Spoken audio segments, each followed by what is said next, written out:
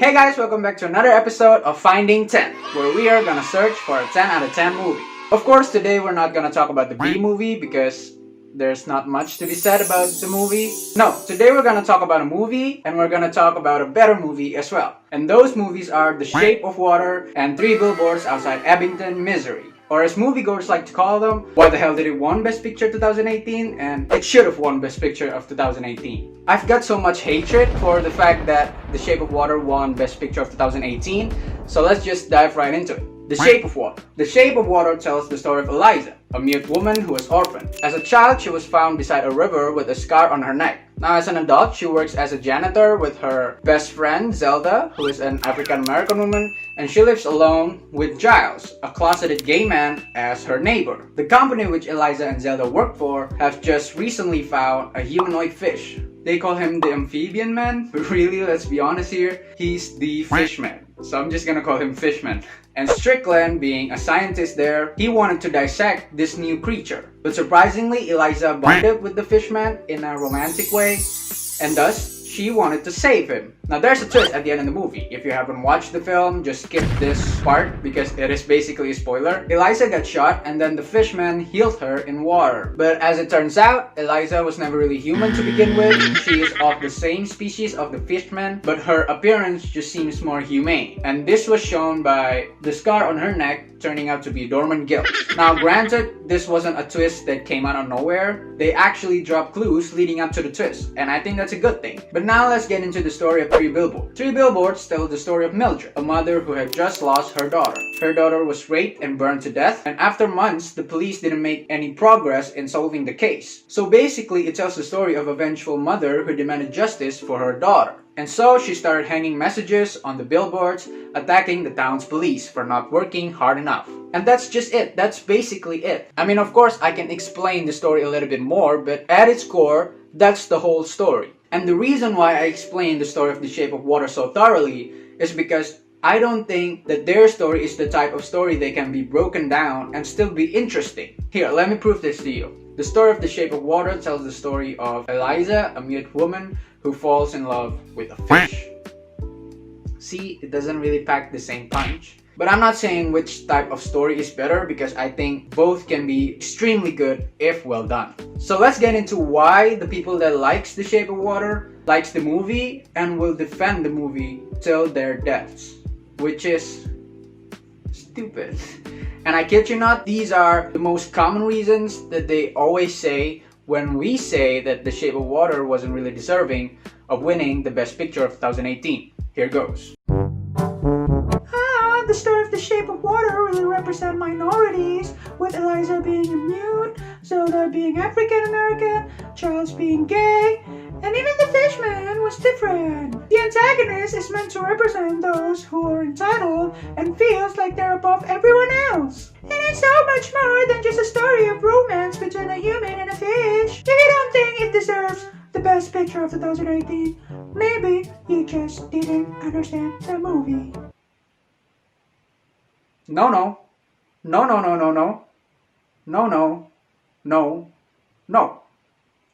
no. No. No, God! No, God, please, no! No!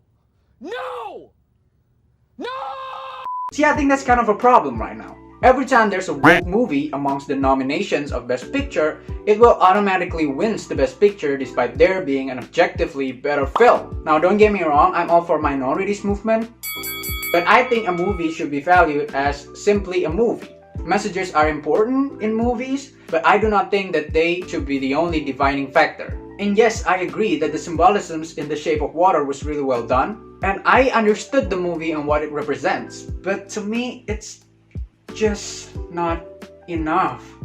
And let's be honest here, you all just think it's a beautiful movie because of the makeup, the CGI, and the production design. But even then, I never really understand the hype around the makeup of the Fishman because I think we have seen it before and it's in Hellboy, which is another Guillermo del Toro's film. And I'm not saying that Ape Sapien and the Fishman is 100% alike, but you cannot deny the similarities. And if you're saying, well, it doesn't really matter because the CGI and the production design is still the best. No, it wasn't! Have you ever seen Blade Runner 2049? It came out in 2017 too. Blade Runner 2049 didn't even win Best Production Design. It was The Shape of Water, which is blasphemy. But alright, as much as I love Blade Runner 2049 and Ryan Gosling, there's never been a moment in my life where I think Blade Runner 2049 should have won Best Picture, because while it did excel in the beautiful aesthetic of the movie itself wasn't really great. And that's what I think about The Shape of Water. Yes, it's done an amazing job at making the movie feels beautiful, but the movie itself wasn't really a great movie. To me, the movie that should have won Best Picture of 2018 was obviously Billboards. And you might ask, why? Here's why. Three Billboards' story was actually more about humanity rather than the main issue of the movie, which is Mildred's daughter's case. What I love most about Three Billboards is that I actually cannot root for Mildred, nor can I root for Dixon. Hey, fuckhead!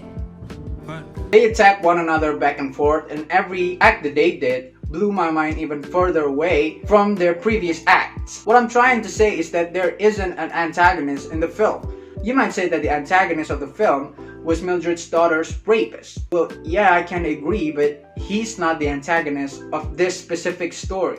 He's not even in the film. I really love that it shows that the characters in the movies are actual humans, not just, alright, she is good and he is bad. To me, Three Billboards clearly focused on the things that makes an actual great movie. The story, the script, the pacing, the acting, and the characterizations of the characters. Not just woke messages, beautiful CGI, beautiful sceneries. I agree that those things completes a movie, but it shouldn't be the main point of your movie. I'm sorry, man. I don't care. Stop fucking crying, god damn it. What am I, fucking doctor?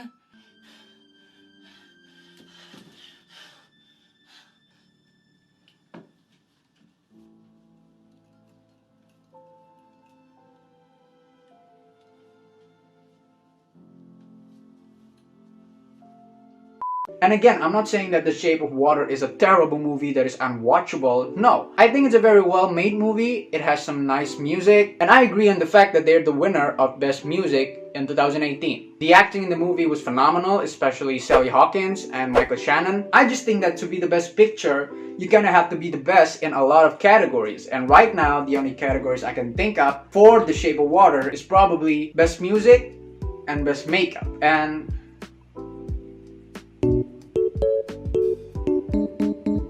I think that's it. That's literally it. So I really don't understand why The Shape of Water won Best Picture of 2018. Was it truly just because it has a woke message? And honestly, I remember being bored as hell when I watched The Shape of Water. Sure, it has some nice visuals, but visuals alone is never enough to keep your audience engaged in the movie. And I even remember thinking that the movie is kind of pretentious at some scenes, because even in the story itself, I have found some flaws. Alright, first off, about Strickland. As like people say, Strickland was meant to represent those who are entitled and feel like they're more superior than the rest. And thus, Strickland was a white, happily married, devout man with a high-paying job in the 60s. And yes, I do agree that he's kind of a douchebag. There's no denying that, but in all honesty, for the whole film, wasn't he just doing his job? I mean, he was the one that found the fisherman in the first place. Now granted, the way he conducts his research is probably not the best, and as I've said, he is a genuine douchebag. So maybe he truly did deserve getting cancelled by Eliza and her gang. Maybe that's just his karma for being a douchebag. But to go as far as stealing the fisherman and freeing him just because you banged him, that's where I draw the line. Imagine if the fishman was actually the key to curing cancer. In fact, he could be the key to curing everything. This coronavirus thing might have never been an issue in the first place. We don't know how much he can heal and how effective can he heal. So automatically, I would think of how can we use it for humans' gains. Is it mean? I don't think so. It's just being logical. And no, I'm not condoning torturing him. I'm just saying that it's logical to study him. And yes, even if it means dissecting him. And just to be clear, I'm criticizing this point from a story perspective. I'm just saying that by freeing the fishman, Eliza could potentially help back so many years on advancements in medicines. Now let's talk about the twist. Don't get me wrong, as I've said, I think it was a good twist. But when you think about it, it doesn't really make sense. First off, with Eliza being of the same species as the fishman, I think that raises the question of how many of them there are exactly. Are there a civilization underwater full of them? How does one exactly gain the human form such as Eliza? Is it because all females of the species just looks like humans, or are there males that looks like human too? And if that's the case, how many of them are hiding amongst the humans? Why did Eliza's gills have never activated before? Because the movie spent a lot of time into telling the audience that Eliza loves being in water. Don't you think that it should have been activated at least once in her life? See what I mean? It raises a whole lot more questions than it answers. So yeah, let's compare it to Three Billboards' story and how they handle their characters. Three Billboards actually makes the audience understand the motivation behind every character's doings. Whether we agree on their actions or not is what makes them a protagonist or antagonist for us. The story of Three Billboards was complete as a whole, and it didn't take cheap tricks such as hiding woke messages in the story for it to be good. Because to me, when you use cheap tricks such as hidden messages to make your story better than it actually is, I think that's gonna lead to some inconsistencies. And I even looked online for reasons as to why exactly did they win Best Picture. And I came across an article from vulture.com, but I'm not gonna read it here because then this video will be too long. I'm just gonna drop the article in the description box down below if you guys wanna read it. But basically, from my understanding, the fact that the movie won Best Picture have nothing to do with the actual quality of the film, like, at all. The article just goes on and on and on and on about how Guillermo was loved by the Oscar voters. It said nothing at all about the quality of the film. I think I have done more in this video in terms of praising The Shape of Water with actual reasons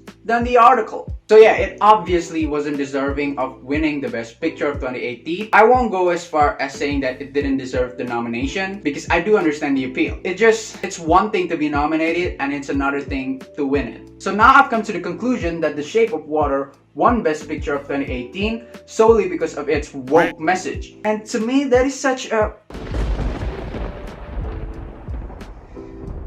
I don't know anymore. I don't know. Alright, before I end my rant for today, I'd like to point out a scene in The Shape of Water that really made me hate the movie even more, and I'm gonna show my initial reaction when I watched the movie. Wait, so how did you...